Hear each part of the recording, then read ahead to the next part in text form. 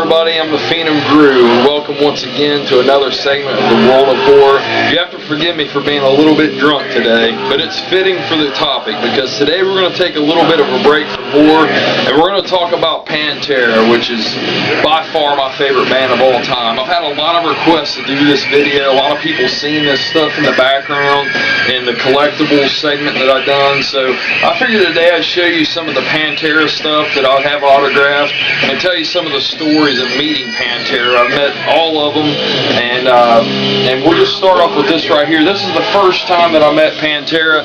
This would have been in '97 backstage at Cincinnati's Riverbend, and I met Rex, Vinnie Paul, and Dimebag, and the story behind that is, after the show we were leaving, and there was a guy that worked there. He's like, hey, I got one pass. It can get one person backstage, and he immediately got swarmed with a shitload of fans, and he just backs up. He's like, whoa, whoa, whoa, and he was getting overwhelmed, so he threw it in the air, and when he threw it, I was off to the side of him. He threw it up in the air, and it went behind him, and lo and behold, it landed right in front of my wife, which was my girlfriend at the time, Chantel. She puts her foot on it, and she gets immediately just swarmed by people. She falls over. Well, I'm freaking out. Next thing I know, she's getting up. I hear her saying, I got it, baby, I got it. She takes the backing off of it, comes up, sticks it on my chest. She's like, it's yours, go. I'm just like, oh my God, I'm freaking, because Pantera was always it with me growing up, So I go backstage, and I'm just flipping out, at the chance to meet these guys. Well, that night I got to meet, Rex, Vinny, and Don.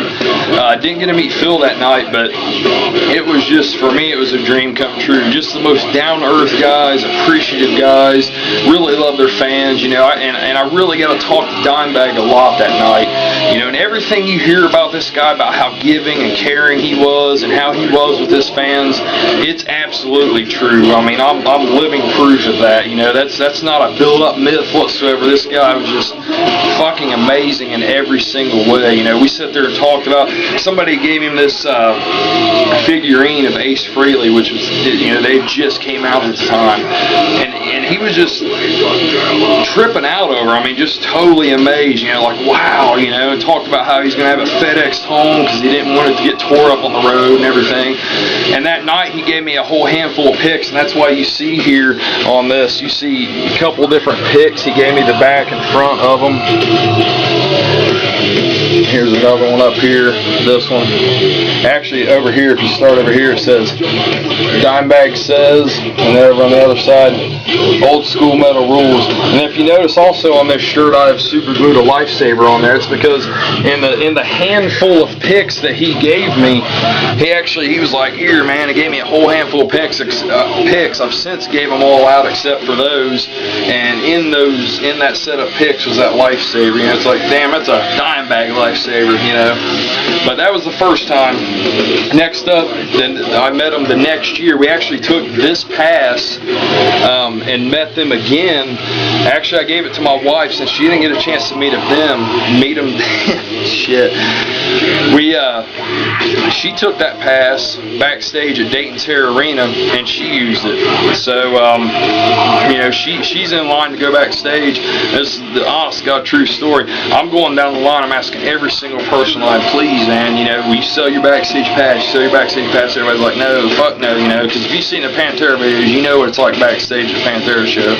But honestly, the last person I get to, I ask, you sell your pass? He's looking and shit, and he's like, fine, yeah, all right, man. For $20, I bought his pass, went backstage, hung out again, and that's where this poster got signed at. And this right down here would have been Vinnie Paul's autograph, and then Dimebag's here. Dimebag was so trashed, you could have got drunk off of his breath. He was so ripped out of his head that night. It was just awesome. We hung out. We didn't get to hang out for a long time that night, but anytime you get to hang out with these guys, it's just amazing. And that was it for as far as meeting Pantera goes. Now, in 2002, after Pantera was done, Philip and Selma Rex went on and did Down. and they played Bogarts in May of 2002, and out back of Bogarts, actually not backstage, this is just out back, I got to meet Phil for the first time, which for me personally, this is just, you know, a dream come true. You know, I've always just idolized this band altogether, and just to get to meet Phil and complete the four, you know, was awesome, man. You know, you hear a lot of stories about how he's an asshole, he's a dickhead, this or that, but, you know, maybe it was just this night, you know, I don't know, but he was really cool. You know, we actually talked about horror movies, man. He talked about Amityville 2, and most of all, what we talked about was Cannibal Holocaust. You know, it was really cool, really good time. You know, class act guy, if you ask me. I mean, I don't know what other people's experience, but he was awesome that night. And after that would have came 2004 when Dimebag and Vinny went on to form Damage Plan. They came to Bogarts in Cincinnati also, and this was backstage, or not backstage, but out back. This is the last time that I met Dimebag. This was almost exactly 9 months before he was shot and killed, unfortunately, on stage. And on this particular night, I actually shook his hand and thanked him personally for never turning his back on his fans, because, you know, through everything, all the bands, you know, in that time period, the change of sound, change of style, Pantera never did. You know, that's why I wanted to thank Don for doing that, you know, for never selling out. They never fucking sold out. They never changed their sound. They never changed their style. They always stayed true to themselves. And I thanked him for that, you know, and his exact words were, you know, there's no way, you know, we'd sell out, you know, that, you know, the fans have been too cool to us, you know, but this was, you know, right before he died, you know, he is definitely missed, without a doubt. Dimebag was one of a kind, for sure. But, you know, I've got my pictures with Vinny and Rex also. I just don't have them blown up, unfortunately, yet. But that's a couple of them I wanted to show you that was blown up.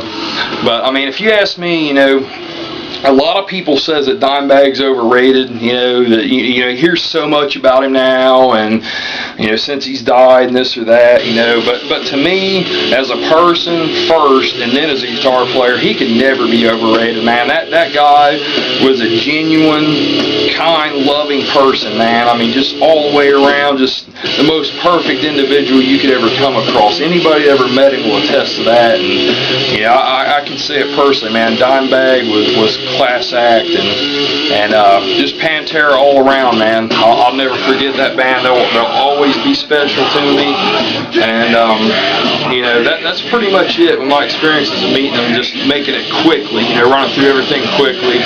But you know, like I said, I just want to take this little bit of time to show you guys and talk about this. Hopefully, you know, you like it. I don't know, we'll see. You know, I'm drunk as hell. I'm having a good time. We're listening to Pantera. We're just enjoying the memories. And that's it for this segment of the World of Horror. I'm the Fiend of Grue. Out.